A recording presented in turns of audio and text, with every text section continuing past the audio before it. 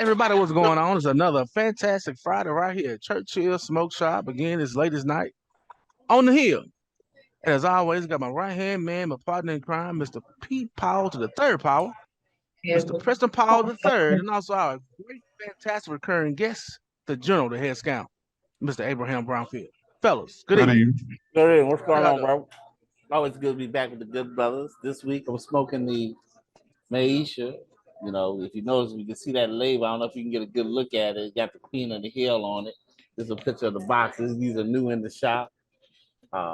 Just a smooth Dominican stick. The smoke's similar to Arturo Fuente. So it's the Dominican wrapper and long filler. So it's just straight Dominican. What you smoking on, Abraham? Yeah, I'm smoking the Avo Caribe. It's a new stick. It's Right. has a Ecuadorian wrapper and a Dominican and Nicaraguan filler.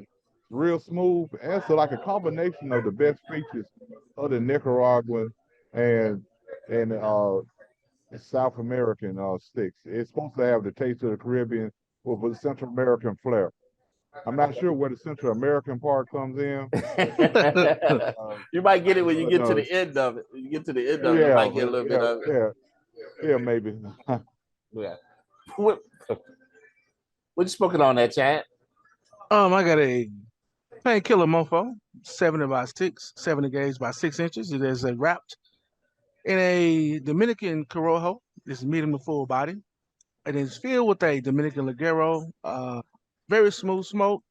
For those who like full bodies, it's box press. GTO is one of my favorite cigars. Very smooth, well put together. Shout out to the Dr. Oscar Rodriguez. So Salute, my Yeah, one friend. time for definitely, OR. yeah, definitely that, definitely that. Let's kick it off. Abe did get an opportunity to follow up on the video last week when we talked about the incident out there in Rankin County, dealing with the two brothers that were tortured for damn near 2 hours by Rankin County Sheriff's Department. You may have heard the story of the ongoing fight for justice for Michael Jenkins and Eddie Parker, but you haven't had a chance to hear from those victims until today.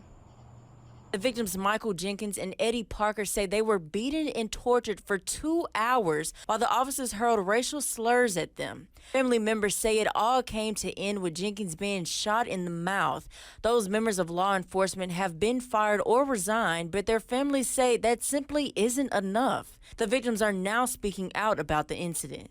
I knew it, from the beginning. I had to fight, for, everybody that it had happened to. So that's why I go in day by day with the same attitude. I'm fighting for, the same reason I started. I didn't deserve it. I was down on tax that night. Not by nobody.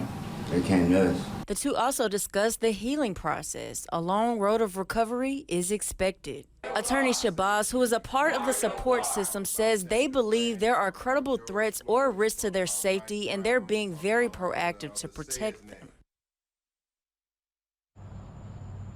Part of those proactive measures just mentioned involves Jenkins leaving the state of Mississippi. Attorneys say he just doesn't feel safe here.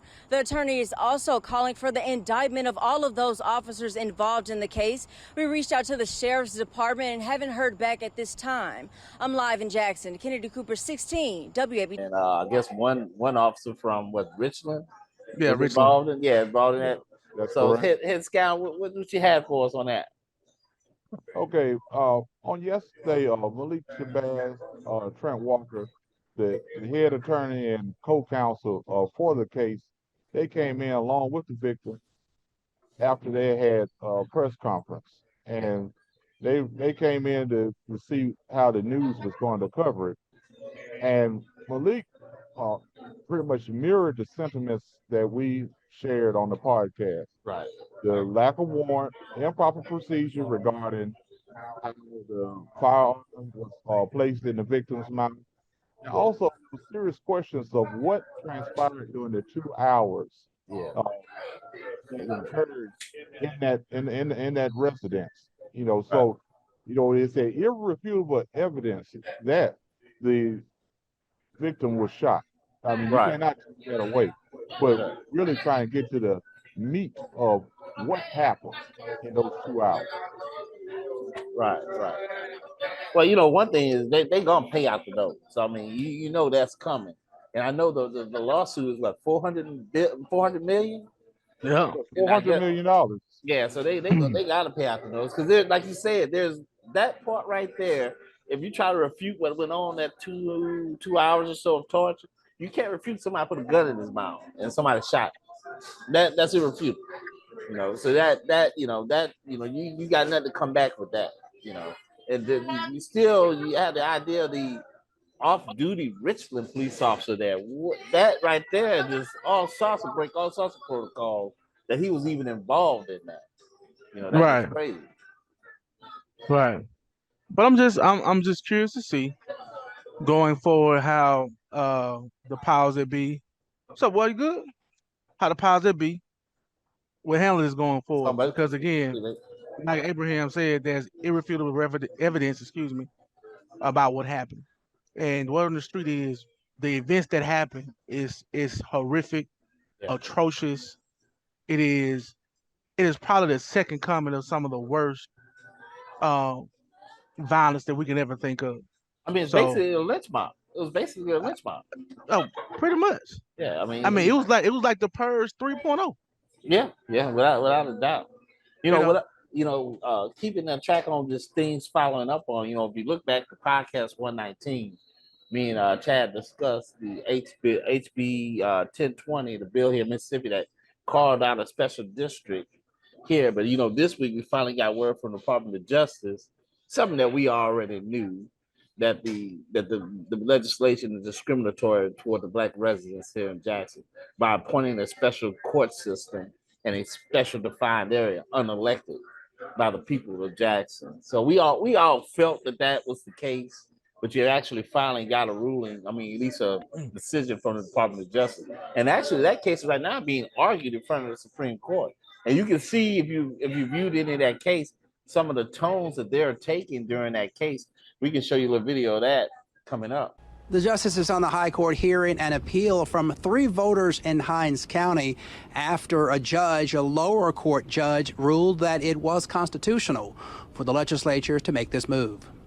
Good morning and welcome to the Mississippi Supreme Court. Mississippi Supreme Court justices hearing oral arguments Thursday from lawyers on both sides in a legal challenge to controversial House Bill 1020. The case appealed to the state high court after a Hinds County chancery judge ruled the legislation constitutional. The Mississippi Constitution forbids the judicial appointments demanded by HB 1020. That's the key question the justices will have to grapple with, the appointment of 4 temporary judges only in Hinds County. The reason there is no problem with that constitutional provision is that special judge appointees are not judges of the circuit court. Several justices questioned State Solicitor General Scott Stewart on how long special judges would serve and even how to describe the judges. You want us to say special judges, but the statute says something else. Well, I think we have to settle on some kind of shorthand, Your Honor, just so... I'm going to settle on that, what the plain language of that statute is. Some justices challenged plaintiff's attorney Cliff Johnson on why there have been no questions raised in the past 30 years since the state allowed for the appointment of special judges. You know, in Mississippi, just because we've done something for a long time certainly doesn't make it right. This court can do some things the circuit court can't do, can it? Justices also raised questions about the creation of a new court inside the Capitol Complex Improvement District. It would function like any other municipal court, with one key exception. There is not a municipal court in Mississippi that can put somebody in a state prison for a misdemeanor, is there, sir? Until this one, Your Honor. But, Your Honor... This is not a municipal court. The statute doesn't say it's a municipal court. And I respectfully disagree, Justice Kitchens.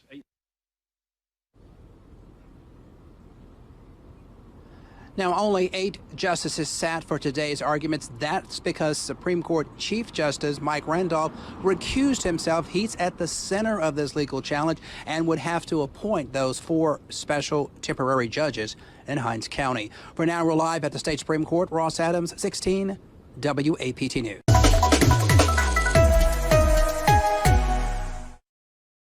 Now, if you saw that, you know, you see that, you know, even the Supreme Court justices were pushing back on why is this legislation necessary? What is this court for?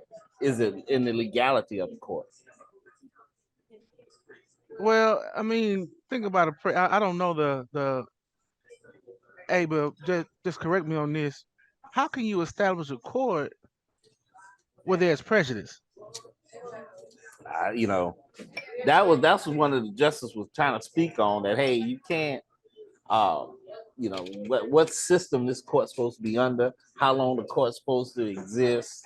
This is a ton of things that they pointed out during the Supreme Court hearing about the particular case, and you know they're arguing that they're trying to create a new precedent. I guess. I mean, I don't know. I mean, look, you know, we all know the extra law enforcement support. I don't think anybody will argue against that. It's just that the way you're trying to establish your own court system, come on, man. Yeah, come on. That's just a power grab. That's a power grab Yeah, in a place you can't get power. yeah. In the state of Mississippi, they have reorganized the court systems in a majority of ways. Lately, they've been doing the fast track drug courts, and I don't see where the authority is any less to create the special district, but it really doesn't make a lot of sense because you're appointing judges, whereas the other court systems were just moving judges, or they were promoting people who are already in this system to become the special judges.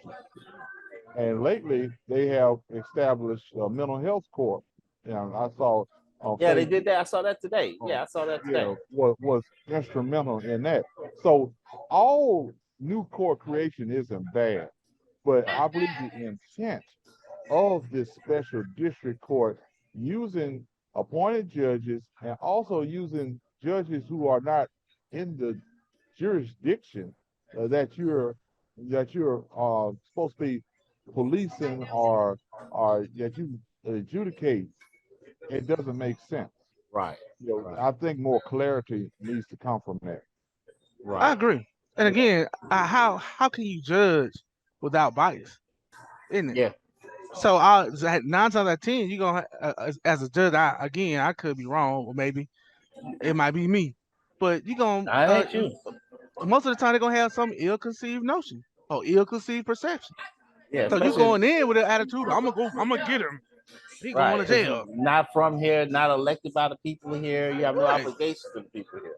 So But again, go back and look who created the bill. Those individuals who don't have any interest. Well, I take that back. They do, because either they got an auntie stay somewhere and pondering somewhere, or some type of personal interest when it comes to the opportunity to line their pockets, right. or to align with the political agendas of their party.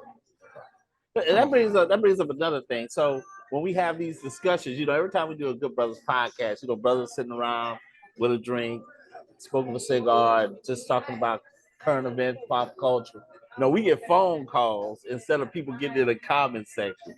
You know, comment in this comment section. Let's have that discussion there where more people get involved instead of individuals talking to each one of us separately. But hey, I think of this, I think of that, or what have you. Let's start the conversation in the comment section. Speaking of which, you know, Chad, you sent the video out of with Jane Elliott talking about white fragility, you know, about white people fears and stuff like that. But I want to take it in another direction. Mm-hmm. So everybody, you know who Tariq Nasheed is, you know Dr. Umar and all that. But there's this thing, you know, you question over about ADOS and you know about FBA, Foundational Black Americans and stuff like that. You know, we go back to that Jane Elliott video where we talked about. I think y'all said 2050 that the majority will be the minority. Minorities will be the majority of this country.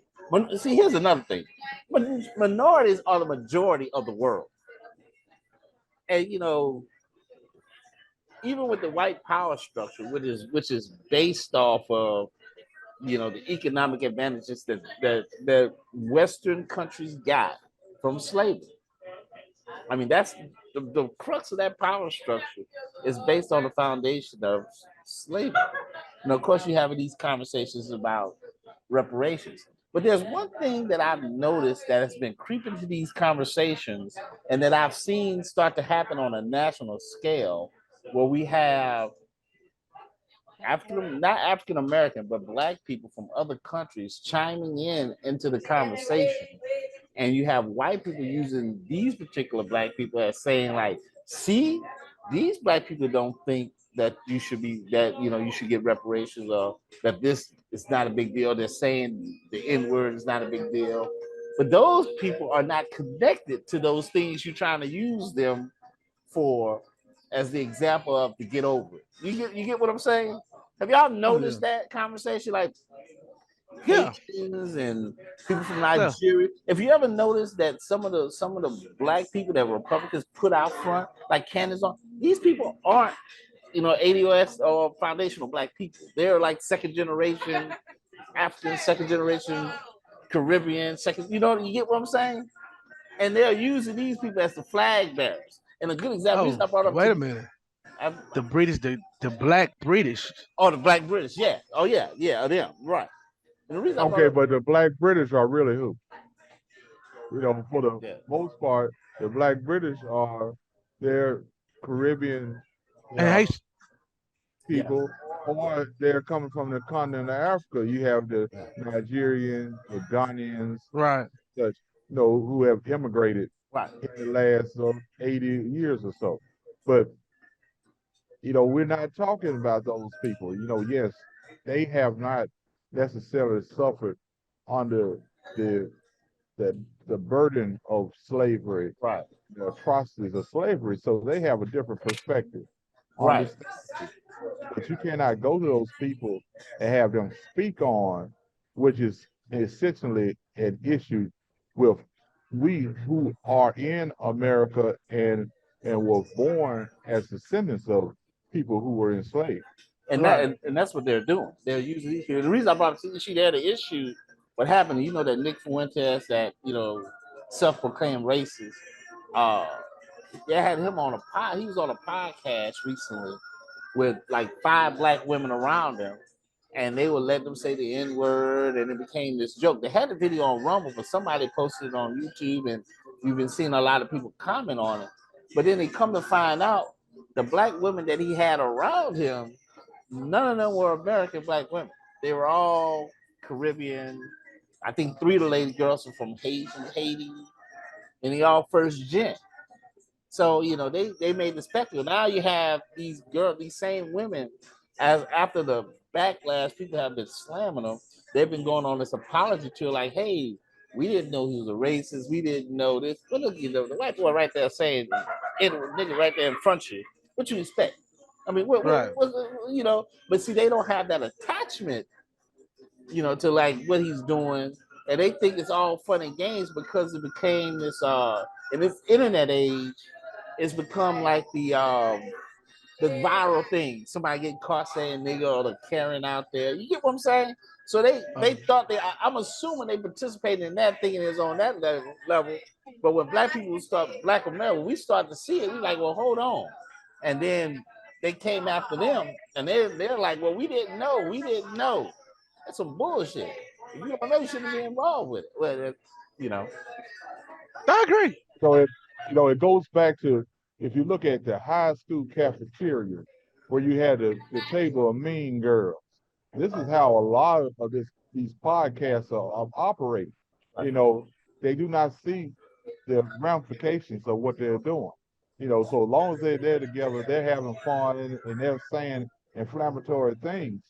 And they're doing it. Okay, they have a good time for an hour. They cut it up, they put it on YouTube, and then the public sees it and has an outcry. Yeah. And now they want to apologize. Yeah, like, oh, we didn't know. And, look, we take it back to the college days. We all know that there were certain times that you had groups of people get together to do nefarious things. Right.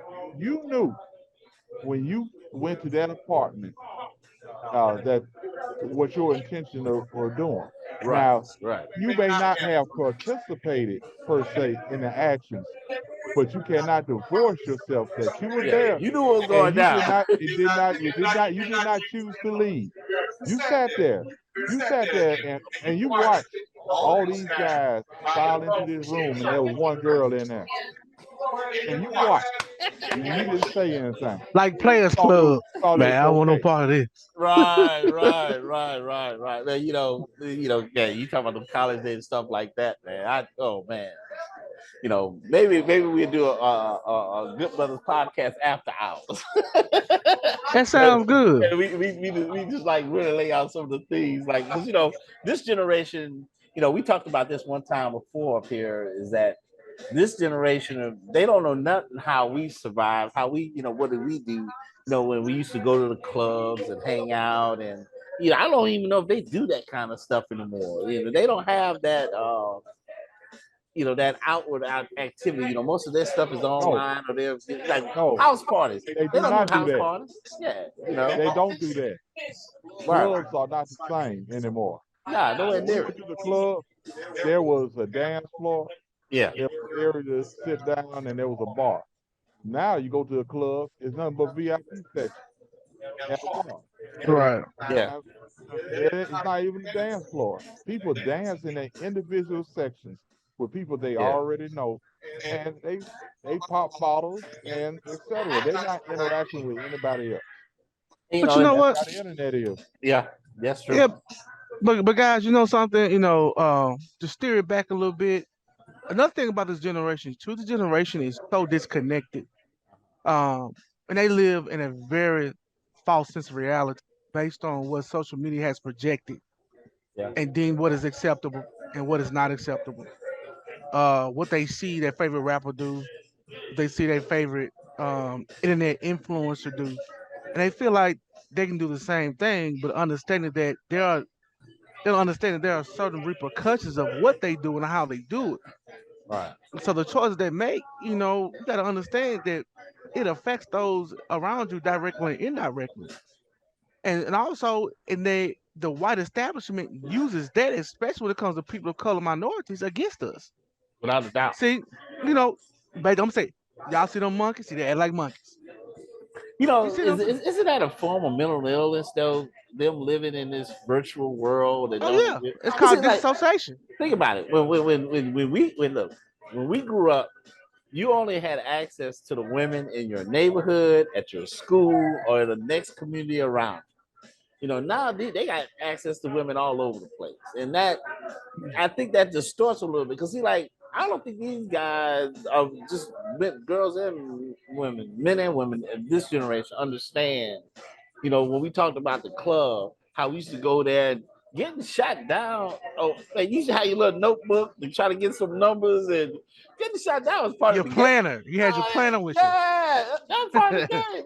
Look, you shoot at 20, hope to get 5. So you don't forget 5 numbers. That's just life. Think about that walk of shame. You and your boys held up near the bar, girl way across the room. You walk over there, she turn you down, and you look back, what your boys doing? They laughing.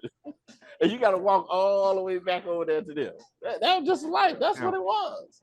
That's just what it was. You got to walk all the way back. Yeah. And you have to make it seem like you have a purpose. So you swing by the bar and get some drinks. Like, well, I was hollering at her. Right. Bar and we had an interaction, and it's all good. I get at her later. You try to smooth it over, but we all know what happened. Right. We saw that disappointment on your face. Come on back to the fold and try again. Yeah, but we got used to rejection too, because some of these cats these days, they can't handle a girl telling them no. I'm like, come on, man, we grew up, but it's kind of reversed now, because I don't think women understand that as a man we grow up with rejection. That ain't no part of us. But now you're getting a lot more women getting rejected, because the thing has flipped a little bit. Because where they say a woman in her prime is from 18 to about 28. But everything flips for a man when he turns about 27 on up, because now that you probably got a steady job by now, you're making some level of money by now, you're a commodity, you got choices. So when you start rejecting women, they can't handle it. They don't know what's going on. Right. And I think that's what's happened to a lot of people. When you grow up in the era we grew up, rejection was part of it. I can't, if a mug, it's just like when people talk to me about basketball, they tell me, Oh man, I ain't never been dunked on. Well, that means you ain't never guard nobody. You telling me you ain't never played no defense. If you ain't weren't in never the game. right. Oh, you weren't in the game. If Yeah, you ain't you weren't around the It was hoop. cheerleading. I mean, It was cheerleading. right. So it ain't no way in our era that you talking about, well, man, ain't no woman ever rejected me. I mean, you ain't talking to no women. There ain't no way you betting 100% because we've all had taken that walk. Oh yeah. All and your boys all saw it. The boys all saw it. Yeah, be like, hey, she hurt you bad, didn't he? She hurt you. Yeah, and you know you always joking and clown them, tell them, hey, Right. don't go home and bend that shower rod. Think you'll kill himself. Yeah. Oh, but you know, and don't let them have a new outfit on. Man. Strike out with the new outfit on. Mm-hmm. We're gonna rag on that shirt for the first night. Them French Pair Jabos, the rayon shirt, and them gangster Nikes. And then, and dancing was like a damn aerobics exercise, you know. But everybody, Right. like Abe said, you know, there was a dance floor, and everybody hit the dance floor. That's what it was during that time. You know, that the music was good. You know, the entertainment was good. You had to actually have talent. You know, instead of everything now being manufactured. You know, going back to what we talked about. I'm gonna use the term that Tariq called. We call them the tethers. You know, with the tethering on to the African American experience. Back then, you remember in the late '80s to the mid '90s was pretty much what I consider the golden age of hip hop because we did the hip hop show a couple of days ago. During that time, think about what it was. I mean, you had your African medallion on. Everything was conscious rap. Everything was educational to some extent. Teaching you something or giving you some type of message. And then all of a sudden, and that was making money. All of a sudden, it just flipped. It just like flipped on the dime. It became, women. Booty Oh man, the stuff you hear today is just ridiculous. Hump with it. No. That song you just started saying. When I heard it, I thought it was a joke. I thought like, oh man, somebody making a silly. Yeah, when I found out that's an actual song, I was like, what the hell is this? That blew my mind, man. That's an actual song. I don't even have the words to talk about that. I'm telling y'all, it blew my mind when I heard that was an actual song. I thought it was like a little TikTok joke or internet joke. But I didn't realize that was an actual song. That song was actually on the soundtrack to on Friday. Man. I mean, it was in the score on Friday. Excuse me. Right. I can't believe that. That's that crazy. was matter of fact that was Craig's girlfriend's song. She came over to the crib. I mean, if I'm not mistaken, that was the song that was playing. Yeah. Bro, that's crazy. That is crazy. But that's the world we live in, man. It's just it is what it is. But I think going forward, getting back on the subject, I know we got sidetracked a little bit. I think going forward, that's gonna be a serious thing we gotta pay attention to and look at is that, African Americans that don't have I'm not African Americans, Black people who don't share the African American experience being used as props against African Americans when they talk about the experiences and things that were done here. Because one thing I hate hearing is when it just irks me to my soul when I hear a debate about reparations and stuff like that, and I see a non-Black person say, well, the people who were involved with slavery aren't alive today. That's bull crap. Because the reality is, for me, you, and Abraham to be on this podcast, and we're all foundational Black people, that means somebody in our family said, we're going to survive, we're going to make it. And the torturous things they went through to make it is the reason we are here. So you can't say those people aren't here because we're here. Because if you talking about the people who was involved, say they're not, yeah, they are, because I'm here. I can trace my lineage through Nat Turner coming through Virginia to Louisiana. I'm here. So you can't say that. And then you talk about these big insurance companies and some of the foundational economic structure in this country is based off the wealth that slavery gave them. Come on, man. Right. But you know what, Preston? I'm gonna go back to a point. I just thought about something you talked about earlier. And you talked about how white the white regime or white establishment or white individuals want to bring in outside people of color to talk about this thing of slavery Right. and you know and things like that. But have you noticed something? There are more people of color, especially from the UK, acting in America now. Yeah. Well, you know, I don't know who somebody brought that up one time and they complained about it, that these American roles are going to, you know, black British Right. actors. Like the new A. Vivian on the new show that I stopped watching, The Fresh Prince, she British. You know, they The new play. Fresh Prince of Bel-Air, the auntie, Yeah. she's British. Yeah. She British. Then they get angry like, man, we all black. We all don't share the same experience, but we all No. black. You know, hell, we all human race. I mean, but you know, we don't share the same experiences. And you know, I agree. I just find that stuff is not it's troubling because I see it a lot in politics. I see it a lot in politics. Because the first thing when I hear certain people say certain things, first thing I do is check their background. And the one thing Right. when I see you talking about you a second generation Nigerian or first generation Nigerian, I'm like, man, come on, man. What are you talking about then? This is not your conversation. You just got here. You don't know about, you know, what happened to our historic ancestors. You know. Right. But guys, you know, Right. we about to close it on out.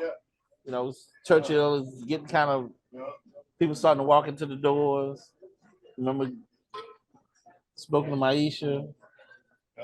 Got your Friday night drink. Oh yeah. So as always, man, we appreciate all of you. Man, come see us at Churchill Smoke Shop. Come meet some great people. And come find a friend, come meet a friend, find a friend, meet a friend, man. Hey, we're here for you. Get in the comments. Don't forget to like, subscribe, and share. And as always, we thank you. Salute. Get out of here. Peace.